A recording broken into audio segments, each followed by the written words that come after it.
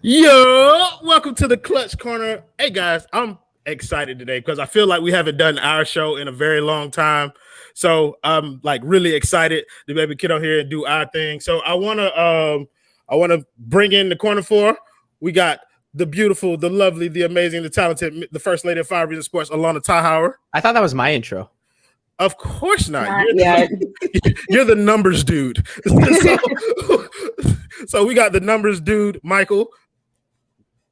It's better than nothing, so I'll take it. Yeah. I mean, you have no choice. Oh, did Clutch want to come in and make a secret or special entrance? No, he gone. Oh, it's a 3-person show tonight, y'all. Let's go. I'm looking down. He gone. What? He's coming back. There he is. there we go. So we got the guy who the show is named after, but he refuses to hear any of it. The man Clutch Adam Barai. The corner four, ladies and gentlemen. Yes, Simp Royal has arrived. I'm excited, guys. I feel like we haven't done this show in forever. Like we did the post game one time, and then it's been like weeks since we got a chance to get on here and just kind of like hang out. And I hate to admit it, but I missed all three of them. So I'm glad that we get a chance to come on here. So let's get into this thing. Well, before we do that, y'all see my name, Feel the Heat Stan. I want to congratulate. I didn't even notice. I did not notice. So I want to congratulate Michael Christian and Alana Tahauer on their first episode of Feel the Heat. It came out yesterday. Show is absolutely amazing. You guys make sure that you check that out. We're going to plug it again at the end of the show, let them tell you what it's all about. But I just wanted to make sure that I did that first and foremost. So happy for you guys. Appreciate you, man. Thank you, sir. Love the vibes. So let's talk about some of what's happened since the last time that we've been on here, or let's talk about what's been happening most recently. We're going to start with how the Heat have been playing as of late. So they're on a 3-game winning streak. They won each game differently, but in very impressive fashion, if I got to admit myself. So, Michael, I'll start with you. Of the last 3 games, the win against Brooklyn, the win over Houston, or the win against the Spurs, which game did you like the most, and what did you like about that game? Man, I feel like it'd be easy to say the Brooklyn game because that's probably the biggest name team, and Bam had the game winner. I'll go different. I'll give that one to somebody else. I really was impressed with the Rockets game. Like that Rockets game, they were missing a lot of players who would have been really easy to sit back and not do anything. And I understand the Rockets aren't very good, which I'm kind of happy with because, all the Kelly O top can kind of simmer down a little bit. But it was good to see them find a way to get a win even without basically the whole team, it felt like, right? There was a lot of guys that they were missing, and they found a way to get that win together. So I think the Houston win, to me, really sticks out the last 3 games. Okay, fabulous. Alana, which game most impressed you? I'm glad that Michael passed the torch on the Nets because I have to say that. First of all, I was getting shit before the game even started of people being like, good fucking luck tonight. And I'm like, okay, wait, hold up. And then I still was getting shit after the first quarter. So, I mean, first of all, the win itself, but obviously like Bam taking that moment to himself and like the excitement on his face and Duncan jumping on his back, like everything about it was beautiful to me. So loved it. Oh, Josh B, thank you very much. The boy is kind of drippy. The boy was I do love good, that shirt, Royal. Listen, the boy was feeling good, so I got my Wade shirt, white hat, got the AirPods flowing, got the wedding ring on. Bro, the boy is feeling nice tonight, bro. I told y'all I'm excited. So, Clutch, bro, since they talked about the other 2 wins, you get the most recent one, the one versus the Spurs, brother. They gave me the best one. I don't know. The Spurs game for me was the best one because this team isn't a good team on the road, and it was the first time where I felt that they took complete control. I actually expected them to win the Brooklyn game ever since Kevin Durant went down, right? I just thought that the Heat's depth should have prevailed and overcame the Nets' depth, right? It was basically Bam plus the rest of the Heat team versus Kyrie and the rest of the Heat team. So, I mean, and the rest of the Nets. So I expected that win. The Rockets win, I expected that too. They're the worst team in the NBA. The Spurs win is the one that surprised me because I didn't expect that. I expected them to lose, and I expected them to lose in a bad way because the Spurs are not a bad team. It's hard to win in San Antonio. We know that from the finals. We know just in terms of just history. So I really did enjoy the fact that they won, and not only did they win, but they won in a blowout, which hasn't really happened recently, so I'm really excited about that last one. Yeah, so the guy, shout out to our guy Ariel. He say the whole crew is drippy tonight. I think so. I mean, I like the way everybody got the. We're Mitchie, I'm Mitchie repping our merch. Come on now, man. Come on, man. We'll get you some. I'm telling you. But so yeah, I think the one consistent that I've noticed between all three games, well, it was 2 out of 3 because he didn't play. Dewayne Dedmon. We can get to that. We can get into a little bit of that. Michael's trying to steal the whole show's thunder. Listen, I don't mind that because I think Dewayne Dedmon has been a phenomenal addition to this team. Yep. He's served his purpose. So real quickly, Michael, since you brought him up, bro, I throw this to you, bro. You give me your thoughts on Dewayne Dedmon real fast. I mean, right now I'm picturing Gad is somewhere just like sitting in a room on a really crappy chair and he's like freaking out. He's like, someone's talking about Dedmon. What's going on, right? Like he knows he's been a better addition to the team than I would have anticipated. It's not that I thought Dedmon was bad. It's just he's doing more for the team right away than I would have thought. And against the Nets, you kind of expect it because the Nets don't really have anything in terms of bigs that can defend. But it's been fairly consistent, right? He's giving you defense. He's giving you effort to grab rebounds. And he knows what to do with the ball underneath the basket, which outside of Bam, there's no other bigs that can really do that on the team. And this is basically a shot at Precious, unfortunately. But Precious grabs the ball underneath and he doesn't go up strong, right? He doesn't always know what he's doing. Dedmon does know what to do in that situation. He's bigger. He's been making his free throws too. So I just feel like Dedmon was a much better pickup than anticipated. I don't know if it's just the culture. Maybe everybody was sleeping on him. Whatever it is, it's a good surprise and I'm happy we have him. So one thing that Dedmon absolutely has over Precious is the fact that he's 7 foot and Precious is like 6'7" or something. I thought you were going to say catching the ball. I thought you were going catching the ball, finishing with the ball. Precious did pretty well. He did pretty well the last few games when he played. I mean, he's been better than what he has been before that. He's been an NBA player. Sure, okay, but he hasn't been better than Dewayne. No. So since we're talking about Atlanta, I'll toss this to you. So, I mean, I'm pretty confident, but are you pretty confident that Dewayne Dedmon has effectively taken over that backup center spot and we've seen the last of both Precious and Belly, barring injury? Yeah, I mean, I don't see why not. To Michael's point, I think what impressed me most was that he came in and kind of got going right away. It didn't take him much time to acclimate at all, especially considering, like, not only is it a completely new team, but then there's still injuries and people are coming in and out. It's not even the same rotation every time. So, I mean, I hope he takes the place of, and like I said, I don't want to throw Precious under the bus. I do think that he could have benefited from some time in the G League, but it's just not happening and he's not really improving much. So I'm ready to kind of move on from that.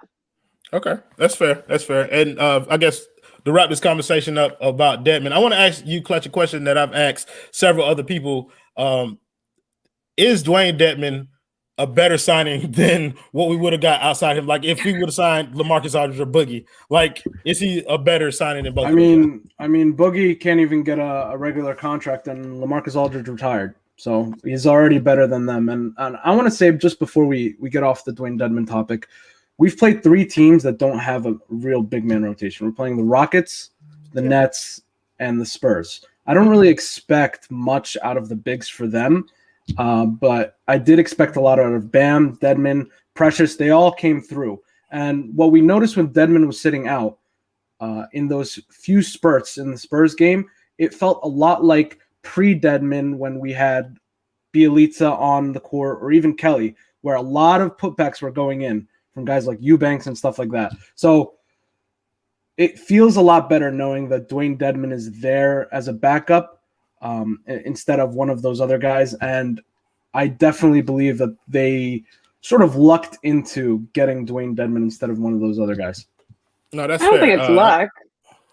They shot their shot on literally everybody else, and then they were like, "All right, we'll take Dewayne then." Yeah, I'm not of the luck. I don't believe in luck, period. But especially not with this organization, I'm not gonna call it that. Dewayne was not the plan. What? Yeah, that's. I'm not saying it's a plan, but they made a choice. Like it's not like he just fell into our lap. I think what they're saying is that the choice was essentially made for them because they wanted LaMarcus Aldridge, and he didn't. He ended up choosing Brooklyn. So you know what I mean? Like that was if we got LaMarcus Aldridge, then there is no Dewayne Dedmon on this roster. Right. That's what I mean. I guess that's what he means by lucked into it. Not necessarily that. You know, it was. Yeah, the Heat didn't get lucky with the way he's playing. I think they anticipated this from him, right? They probably believed he could do it, but they wouldn't have picked him up if Blake or LaMarcus or Boogie. I don't know about Boogie. I don't know, but the rest of them. Yeah, I don't. At this point, I don't think they were in on Boogie because, like, it seems there's no way. So I want to get back around to the big man who I started to talk about, and that was Bam Adebayo. And his play in 2 out of these 3 wins has been everything that we've been asking for all goddamn season, just being honest with you. So, Alana, you talked about the Brooklyn game, so I want you to kind of stay there in that lane and talk about how, everybody boils that game down to that game-winning shot. But talk about some of the other things that you saw from Bam that you liked. Yeah, I mean, here's my thing. I think he has shown kind of glimpses of, the real him or the him that everyone wants throughout the season. It's just, it hasn't been consistent. And I don't even just mean like game to game. I mean, within a game, his kind of like confidence has wavered and his aggressiveness and even just his willingness to be more involved on the offense. So I think that the Nets game kind of started turning things around. And I think that, he was aggressive on both ends. He wasn't necessarily hesitating. He really just wanted to be the guy. And I think that's what we need him to be.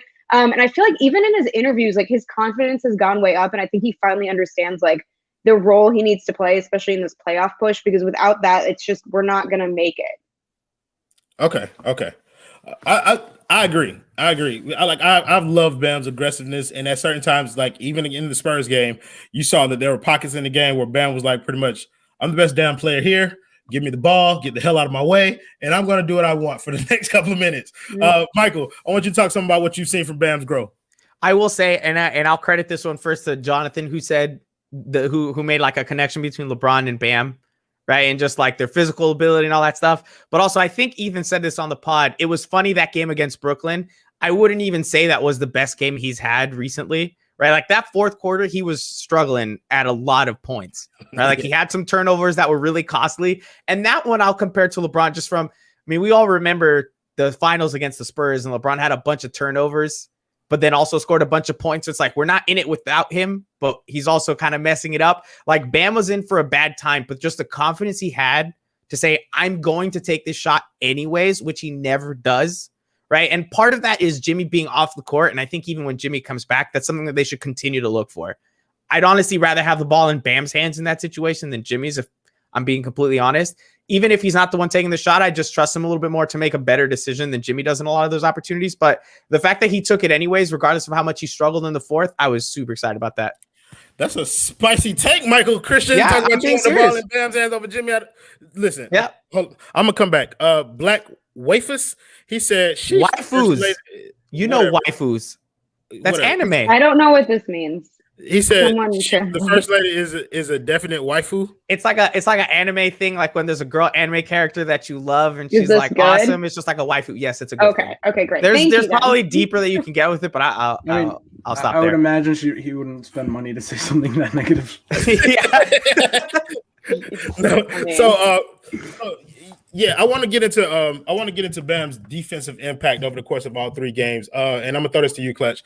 Clutch, our boy has been recently getting a little bit of love, but not as much as he should in that Defensive Player of the Year conversation. Do you believe he has a case to win that award? And if so, why?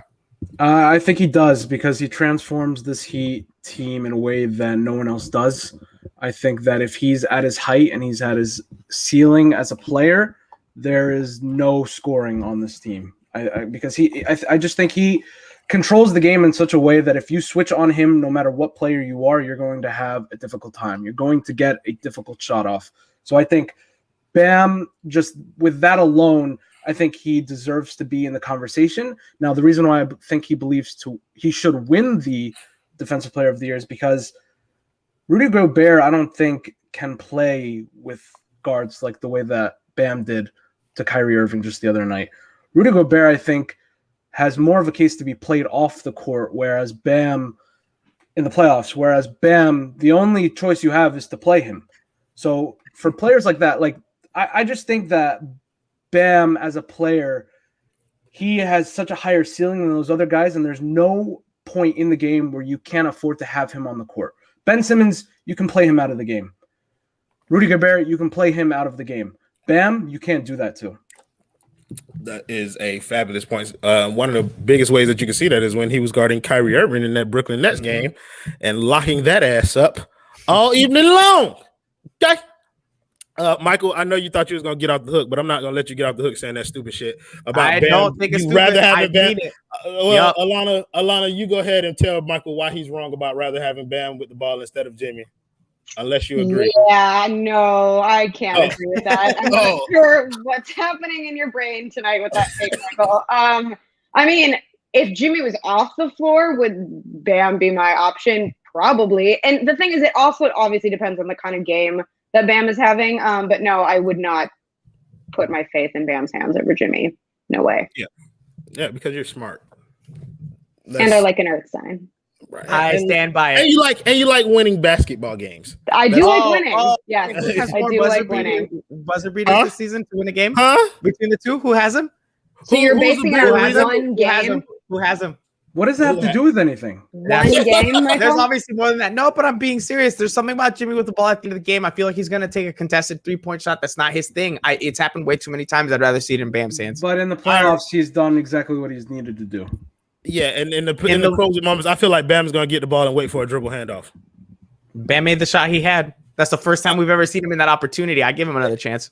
Man, listen, I think he sees blood when he plays Brooklyn, bro, because he's played well against them this year, bro. Yeah. But also, I don't think we're saying not to give him a chance. But if you're going Jimmy versus Bam, just like that's it, then That's just Jimmy's that's the just my answer. preference, right? Like, If Jimmy is off the court, I want Bam to be the point guard. It's that simple. For me, that's what I want. I'm fine with that too. Like I Right. don't mind Bam having the second highest like usage rate on the team behind Jimmy Butler. So I did want to get a little bit into the rotation, and the conversation that I wanted to spend the most time on is a very popular one as of late.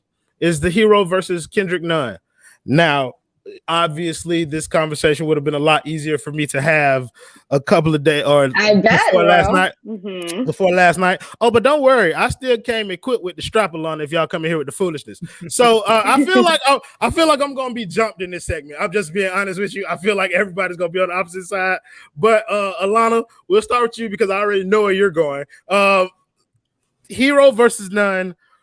Who should Miami be playing if the entire roster is healthy? that's where you duck, Roy. You like duck and hide from the camera. I'm not hiding, bro. I'm not hiding. Honestly, for me, it's not that simple. Like I don't operate in like just one or the other. I think it depends who we're playing. I also think it depends on how they're doing, because from one game to another, like I keep that in mind.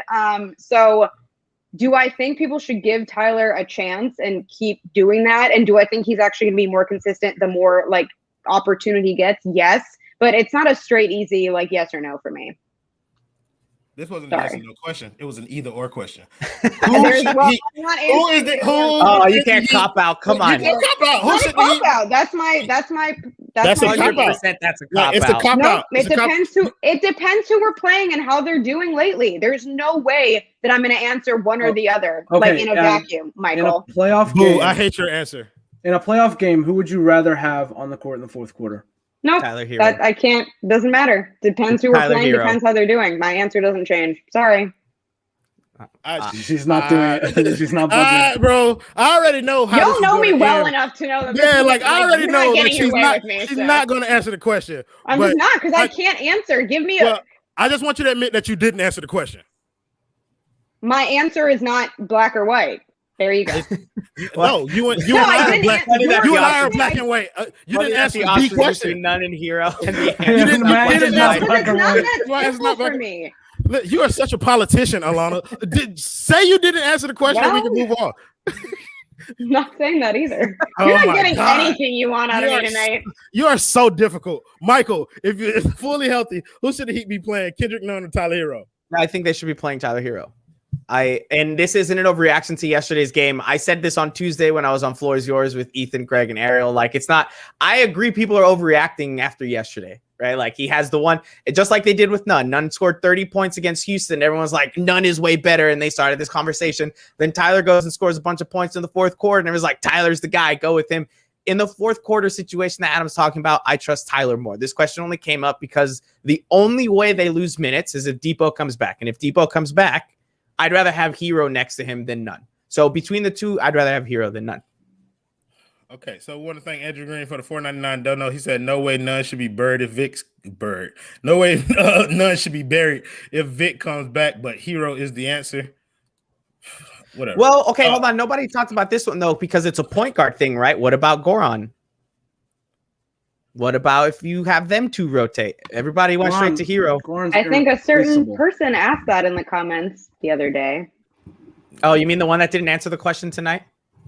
I do what I want. I'm sorry. I answered to no one, so I'll be here chilling. So listen, this is the thing about Goran. I believe that there's going to be some kind of like the 3-man thing. If we're going to not answer questions and go with Alana's theory, then I believe that whoever's playing the best out of Goran, Nunn, and Tyler should be the one on the floor to compliment not Michael Vick, but Victor Oladipo when he comes back. But bro, I'm drinking. Wrong era, bro. Wrong sport, wrong era. Bro, listen, bro, we were talking about the extra yard before the show, bro. And it was like, now I got football on the brain. Now I want to watch football. But Clutch. Because I know what Alana's real answer is. I just want to put that out there. You don't know. I'm not going to let this go. I'm sorry. Are you going to speak for me? I know you're not going to do that. I'm not going to speak. I didn't speak for you. I just said I know. You don't know because that's my real answer. It depends. You can't just pick one or the other. Sure, you can't. Go ahead. We know who she picked. Right. No, you don't. Go ahead, Clutch. I'm going Tyler Herro, and this is if you tell me Tyler or Kendrick Nunn at any point, at any time, I am picking Tyler because I trust Tyler and his presence on the court more than I do Kendrick. It's just that simple. I think that Tyler on the court puts a little bit of fear on the other team, whereas Kendrick does not. And I agree. I think the same way with Goran, where Goran has the ability and has done it in the past where he's torched teams and he's done certain things that some guys just haven't. So I believe that just the presence on the court tells me Tyler should be on the court over Kendrick Nunn. If it was that simple, obviously if Tyler's shooting 0 for 12 or something, you take him out, right? He shouldn't be on the court. But that's just not going to happen. And no, I'm not a K-Nunn hater. I've given Kendrick a lot of love over the past week. I think he's been phenomenal. He's done what he's supposed to do. But I've seen Kendrick Nunn's floor, and Tyler's floor is higher than that. So I'm taking Tyler over Kendrick. Okay. Well, and also we've all said it. Kendrick's improved a ton this season. This is not, that's the thing. Like this argument comes up immediately and everyone thinks whatever side you pick, you think the other player sucks. That's not it, right? That Kendrick has absolutely improved, but in the scenario between the two, I'd rather have Herro on the floor. So here's the thing. It's a couple of comments that I want to get to. Somebody said, did you guys all coordinate the snapbacks tonight? No. we did not. We just kind of got on here and it was a thing. And then Goat Valor, he said Roy doesn't know basketball if he thinks Nunn is better than Herro. I don't think Kendrick Nunn is better than Tyler Herro. I think Kendrick Nunn is playing better than Tyler Herro. That is the difference in my argument. My argument is whoever's playing better, which consistently has been Kendrick Nunn in my eyes as of late.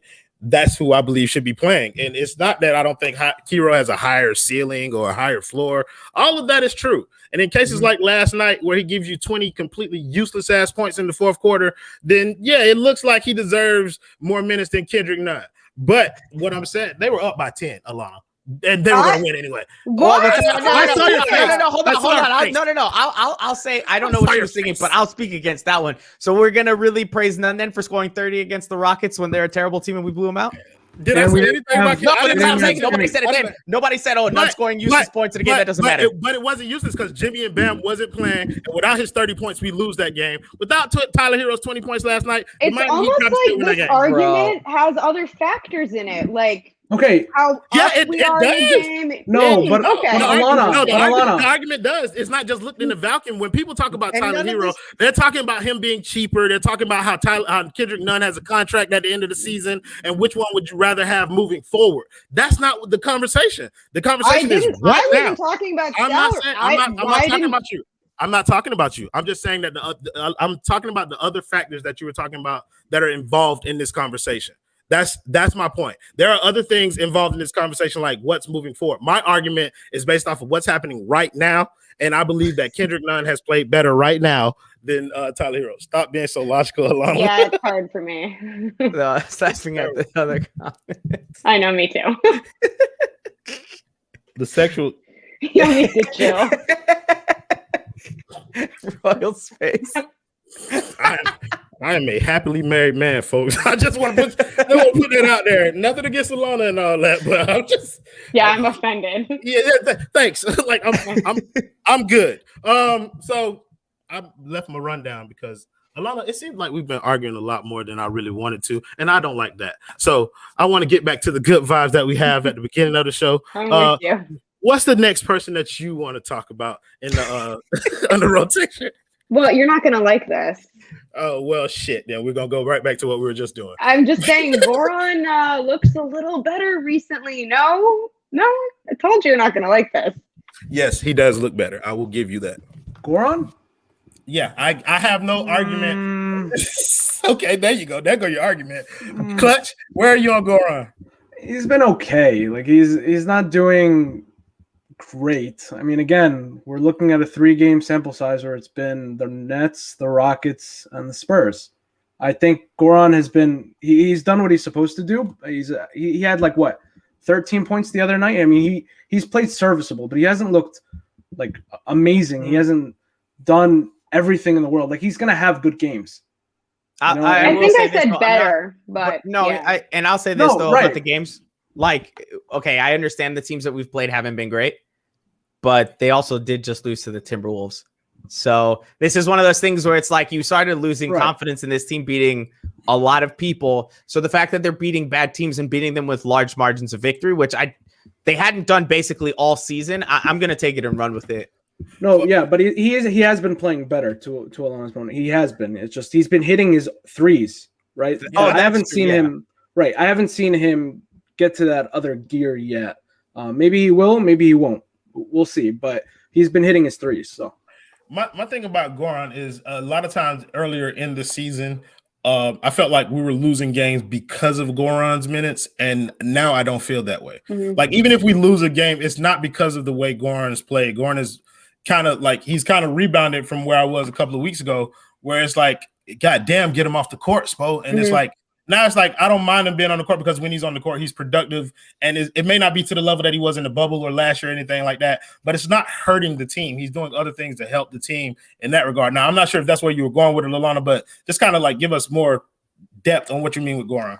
No, yeah. I mean, listen, he's not the Goran that he was in the bubble. And I'm not going to play doctor, but like if you're dealing with like a back spasms and whatever, you're not going to be as explosive. You're not going to be as quick. But to Adam's point, he is hitting those threes, and that's the difference maker. And I do think it's more of he's giving us something. He's not impeding us from winning. So I mean, I'm happy to see it, and I hope it keeps up. So one thing I got Christian Cardis for the 199. Don't know. He said we tolerate no Slovenian sloth slander here. That is a backhanded compliment if I've ever seen one, Christian Cardis. Ariel Tia said Goran is averaging 15 points per game over the last 3, which is fair. That's the point that she's making, that he's been playing a little bit better, and it's been better to see. Let's get to some of the other guys. Let's talk about Duncan Robinson. Because I've seen noticeable growth in Duncan's game, and Alana, you're not gonna like this. No, I said he was one-dimensional then. I'm glad I'm wrong now. I will fully take that. I don't want guys to be one-dimensional. Did you just say you were wrong? Somebody clip that. Go ahead. I'm sorry. I'm sorry. I feel like me and you are the two argumentative people on this show, and I feel like you attacked me earlier. That's why I'm attacking you now. Leo energy, for sure. Oh, okay. But, I'm sorry. Go ahead and finish your point about Duncan. Me? I was just saying, listen, I think he was playing one-dimensionally before, and I think that if he wasn't sinking those threes, he basically had no point.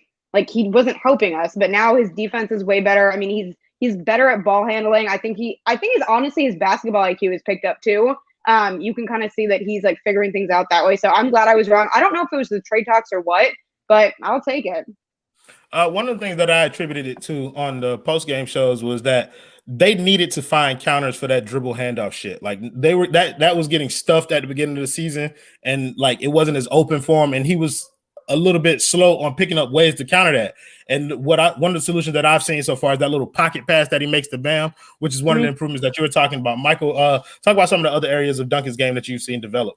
Yeah, I mean, he's still not very good at it. I'm never going to say he's good at defense, but the defense is improving, right? And he's not getting called for fouls as often. He's getting in front of his man. There's a few plays that we've called out before, either on post-game shows or anything like that, where you can see him moving with his guy. He's staying in front of him. He's got active hands, right? He's using the length that he has. So on offense, you know what you've got with him. You know you've got a three-point shooter, and you already mentioned it. He's learning to pass. And on defense, although he's not good, he's not as big of a negative as he was before. And so you got to take that as a bit of a positive. So I felt like he was always trying. It just wasn't clicking for him, and it's good to see it clicking for him now.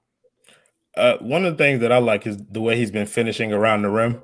He's getting a lot more buckets on backdoor cuts. So when they're crowding him at the 3-point line, he's finding counters for that as well on how to stay involved and impacting the game. So I want to turn this to like, is Duncan, and I'll let you answer this question, is Duncan finding a way to earn himself more minutes? I know he plays a lot now, but sometimes he's not in that closing lineup. Is Duncan finding a way to earn closing lineup minutes when people like Goran and Tyler and Kendrick are struggling?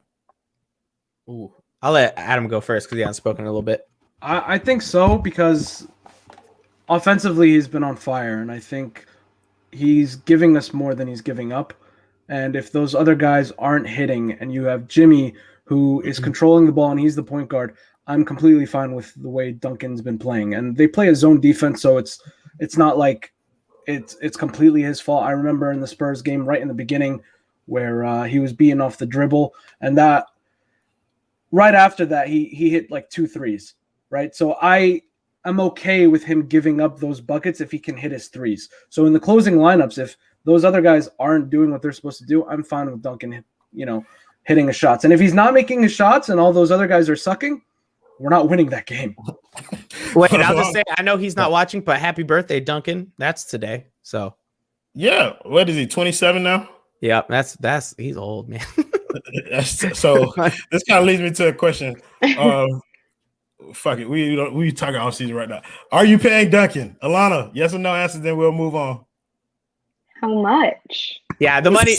How much matters? No. How much matters? I will side with this one. How much matters? You want to say 15? Okay, so let's say 15. We'll go with 15. Are you paying Duncan 15?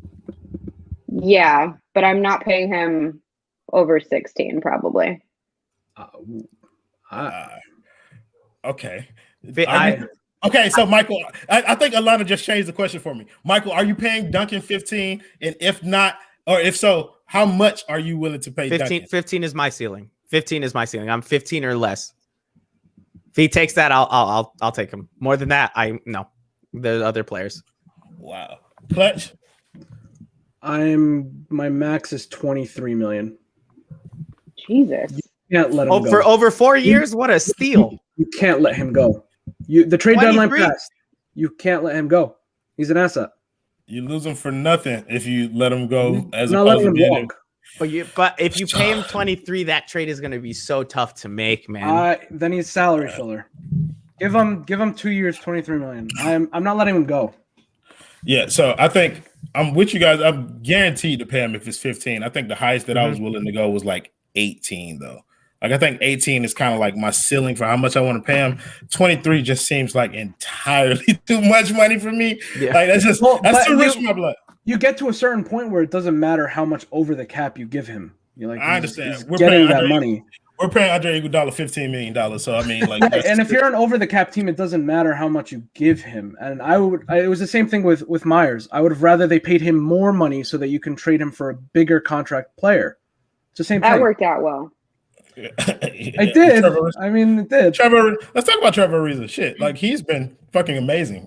Like, I love Trevor Ariza. I mean, he drives to the basket too damn much, but outside of that, sometimes he looks like he's like his brain is moving quicker than like his body. Like he knows what he wants to do, he just doesn't get there. There's something like off. Like he's a step off sometimes. I'm not even trying to I like him. And I'm happy about like acquiring him. There's something that's still not completely like spot on for him yet. But there's some layups he takes where he's like got a guy on him and he like turns around midair and throws it up backwards. I'm like, dude, relax. The only person we ever let do that here was Jimmy and Dwayne. Like, chill, Trevor. Gosh. I'm with you, Mark. It's like, relax. You're Trevor Ariza, bro. Like, I don't know if you know this or not. It felt for weeks like he was the only one that would catch the ball and immediately go to the basket. Yeah. And I'm like, dude, leave that up to anyone else on the floor, for the love of God. It's a Dion issue.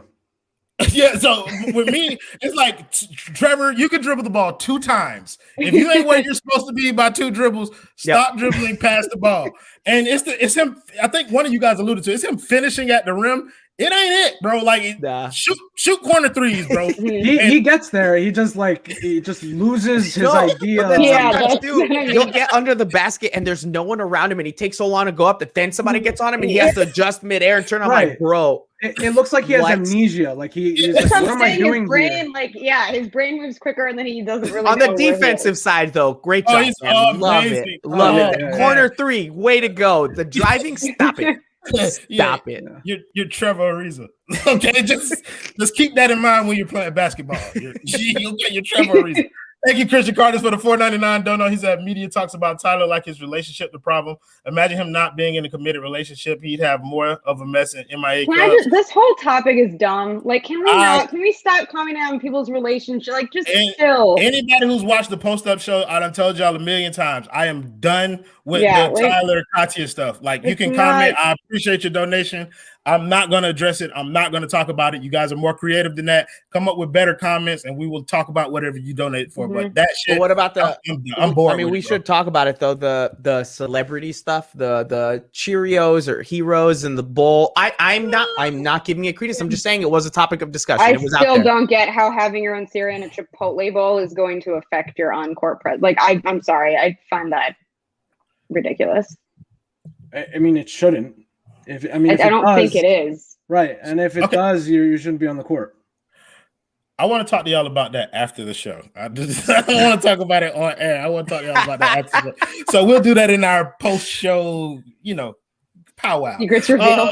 I want to get out of the way. And I'll summarize it in an article. I'll summarize it in an article, and people love to read it because my writing is A1. Yeah, really, it's really good. Fucking amazing. Especially when you get a ghostwriter. So I have one actually. I know. I'm well aware. I want to get to these other topics because I want to move out the way for what we got coming next for the people who are watching the 5 Reasons Sports Network. So the playoffs. All right. So right now we're in the mix for those 4 through whatever teams. I kind of want to ask, best case scenario, fully healthy. Where do you guys feel like they end up, and like what teams we should try to avoid? I just want to get to some general playoff talk with you guys. So, Michael, we'll start with you. Best case scenario. Yeah. I mean, best case scenario is they finish at 4. Like, it's very achievable. They're a game and a half back of the. Oh, sorry, I threw up in my mouth. The Knicks. I think you actually did throw up in your mouth. I really did. Like, I was bad. Like, listen, they're a game and a half behind. They who shall not be named. I think they can make it to 4th. Honestly, do I think that's where they end up? No, I think they'll probably end up in 5. Teams that I'd want to avoid. I'd like to avoid the Celtics. And when I say this, it's not that I'm afraid of them. I just know that the Celtics really like playing us. It's a whole thing. I'm just not super comfortable playing them in the first round. If I can avoid them, I'm good. There's really nobody else that I'm super afraid of. Who do you want to play? Now, if they have to do the play-in, then I'm not excited. Who do you want them to play? Who would I like them to play? Yeah. I'll have them go up against the Bucks the first round. I'm fine with that. Okay. I'm not afraid of the Bucks. I'm not saying they're going to win, but I'm not afraid of them. I'm not afraid of any team but the top 2 teams. Like Philly. Well, so then there you go. But that's something, right? You're afraid of the top 2 teams. Like that's. Yeah, like Brooklyn scares the living crap out of me if they're healthy and they have all 3 of their players on the floor. But like Philly, like I'm less afraid of Philly, but I think that they're much better than they've been in the past couple of years. And that needs to be right. They need to be acknowledged as a team that could give us more problems than most Heat fans think they could. So Adam, I want you to tell me where you think this team could reach and who are you potentially not wanting to play?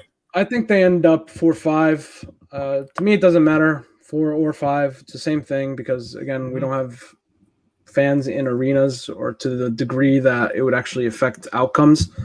I think I want the Celtics because they're a team. Yes, because they're a team that falls apart very easily. They can set up. They can have a lot of runs in a game, and they're very talented.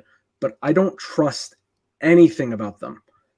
They can fall apart very, very easily, and I just think that is an advantage that the Heat know how to take. Bam is a huge mismatch on the Celtics, and I think that that's something that will be explored this year in the playoffs because I actually do think they're going to end up playing the Celtics somehow. But I actually would not want to play the Bucks. I think they're a different animal this year, and they still have that taste in their mouth from last year. They got embarrassed. So I wouldn't want to play the Bucks first round. So, but I would in the second round again. But first round, I'm with the Celtics. Okay, those are fair points, because we have seen like the Celtics have had similar problems to us where they've been an up and down team. Of course, they've been on a little streak as of late, but they just lost a couple too. But they can go either way. Alana, where are you on where the Heat will finish, and who do you least want to play? I don't want to play the Celtics at all. First of all, selfishly, I would hate to watch that, but also I have this problem where like I feel like because it on paper maybe looks like the easier road, I feel like that's actually going to be a problem for us, and we're going to underestimate them, and then we're not going to play well against them. So I'd rather take the Bucks over anyone else. Also, if I have to see Jason Tatum's son one more time, bro. Michael. The whole series is the problem is there's basketball going on outside or in my the bubble. Goodness, like they had to keep showing him every game. Like I get it, he has. Was that one game in particular where they had Deuce had more screen time than the rest of the Heat? Yeah, like Deuce, come on, he's cute kid. Yes, and this is nothing against him.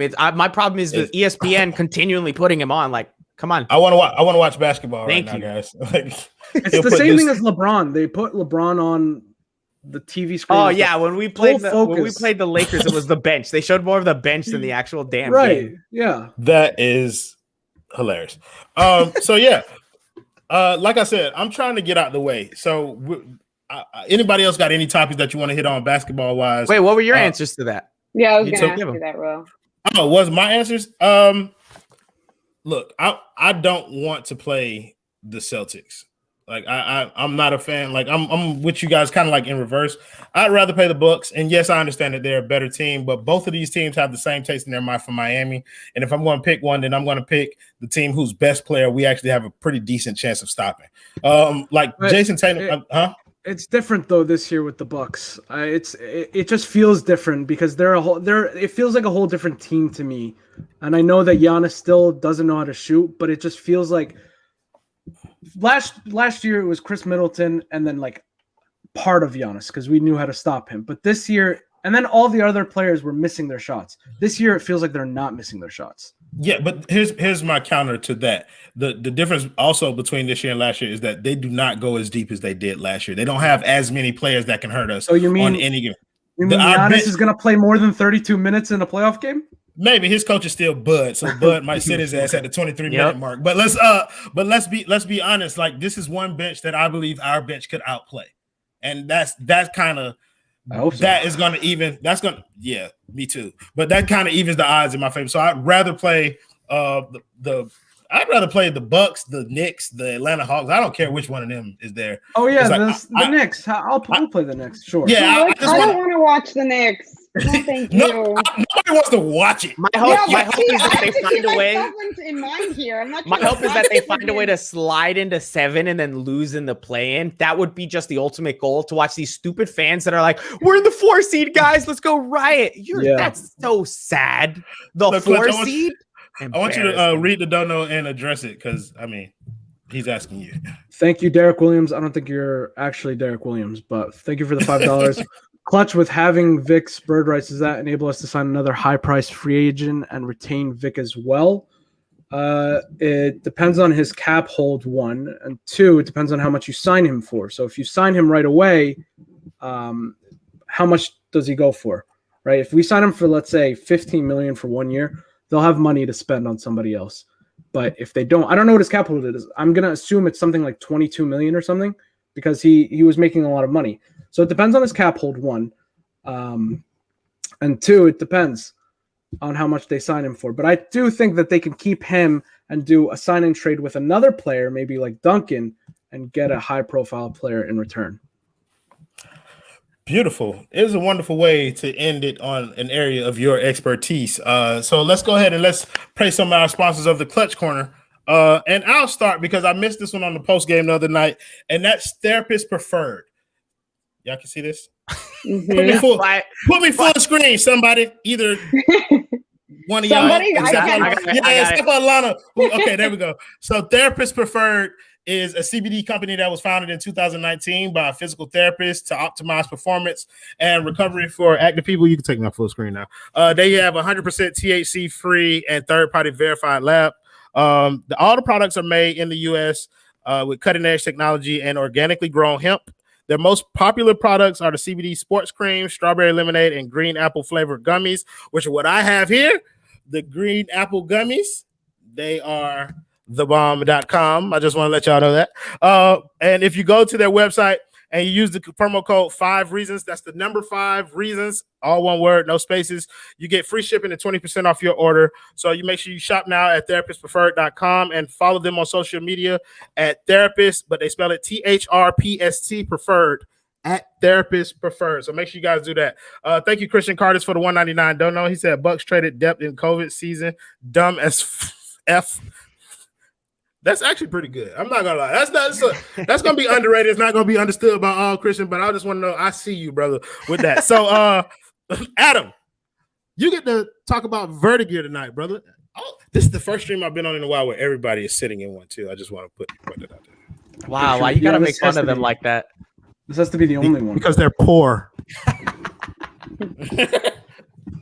So, I guess I'll get started. Vertagear. It's a really easy chair to build. It's very comfortable. All 4 of us think that it's the most comfortable chair that we've ever sat on. I think that this chair is it's phenomenal. I really want to thank Vertagear for sponsoring us. If you guys want one, in the description below, please grab one. They have all different types of sizes. You can customize it the way you want to. You can add colors and lighting to it, whatever you guys want. And if you use the code or the link down below, you'll give the opportunity to guys like Gad, Ariel, Brian to upgrade from their stools. So please do that for them.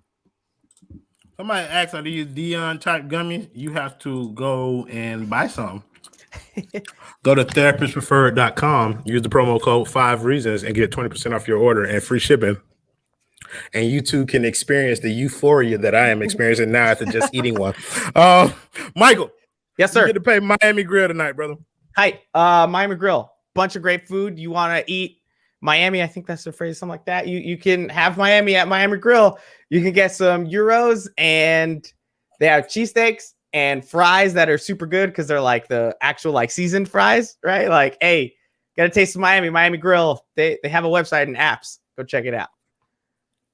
Michael, you're actually the most terrible man I've ever seen in my goddamn But you don't life. want to eat Miami? Who? Me? I want to eat it because I've heard other people do the promo better than you. Alana, I'm sure this will be fun for you. You get to do Manscaped. And I have the ball toner right here. I'm so excited to gift this. Let's give the people what they want. Listen, get yourself some Manscaped for your wife, for your girlfriend, for your side piece, for yourself. You get the ball toner in a kit. I think there's also ball deodorant and a lawnmower, something like that. They get you. There's underwear in there. You can get a T-shirt. Your balls will thank you. What she forgot to mention is that if you use the promo code 5RSN, the number 5RSN, then you will also get 20% off and free shipping on your order from manscaped.com. I'm pretty sure she was going to say it. I just cut her off. I apologize, Alana. So make sure you guys check out all of our wonderful sponsors because they are awesome. I got a few things that I want to talk about before we get out of here. So right after the Clutch Corner, you guys are going to be privy to a new show that's coming on here, which is the Full Court Press. It's featuring Gadiel Cartagena, Ariel Latias, and Marco Romo. It's a show about the entire NBA. So make sure you guys stay here. They premiere at 9 o'clock, which is why we're going to get out of here right now. But make sure you guys stick around. Check that out. It's going to be really dope. You're going to learn a lot. Those guys are really fun. I'm really excited about sitting here watching the Skyforce kind of take their baby steps into full fledgling. So I'm proud of those guys, and I'm anxious about what's coming up next. And before we get out of here, one more time for the promo of Feel the Heat, I'm going to let Adam Barai do the plug for Feel the Heat. Feel the Heat, a new podcast from Michael and Alana. They are two of the most hardworking people that I know. I've tweeted about it already. They just started their new podcast. It's about anything to do with Heat culture. They'll talk about games. They'll talk about fashion. They'll talk about what's going on Twitter. They'll talk about everything. And I implore you to please listen to their stuff. You can even watch it on YouTube. You'll find it already, episode 1 on the YouTube channel. Please go watch it. Please go listen to their stuff on Spotify, Apple Music, Podcast. iTunes, whatever. Podcast. It's everywhere, okay? So please listen to it. It's good stuff. You're going to really enjoy it. Wonderful job. Anything you two would like to add about that before? I know I didn't let you guys talk about. I'm not going to talk much about the fashion other than Tyler Hero's Michael's Charmin. gonna learn a lot. Tyler Oh Hero's my God. Charmin t-shirt was something. Y'all are Yes, jealous. He was Michael, good in that. Yes, I saw Tyler Hero's nipples and I did not like it. That is the last thing I want to makes see. fun of Like, us. I was so pro Tyler Hero, then I saw the nips and I'm out the door. I'm gone. Listen, I'm gonna really educate Michael on all things streetwear. So Listen. It wasn't fashion. What do you wore yesterday? it was absolutely fashion. Y'all just don't know what it looked like fashion is. it looked like he bought way too much one-ply toilet paper and made it into a shirt. Like that's what it looked like. If you want to hear more of this, check out our podcast. That's the promo. This right is the there. content. That is the content. That's the promo, and I don't believe you could have got a better one. So I don't usually do this on here, but I'm going to bring it to every show. Thank you guys in the comments for commenting, making the show much more fun than it would have been without you. Thank you to the Corner 4. I'm so happy that we got to do this again, guys. I love you and I missed you all. So thanks to my guy Adam Barai, Alana Tahauer, and Michael Christian for joining me. We'll see you guys next. I don't want to promise you guys next week, just being perfectly honest with you, because I never know when we're doing these shows, bro. Like they put it in the group text, and I don't be reading it until like it's like 50 messages later. So I have to go back and I comment like 4 hours after they've had the conversation. Always noticed. Yeah. Oh, okay. I didn't know if anybody else my timing. But thank y'all. So I'm not gonna tell you to play the video because this ain't the post game show. But we'll see y'all next time.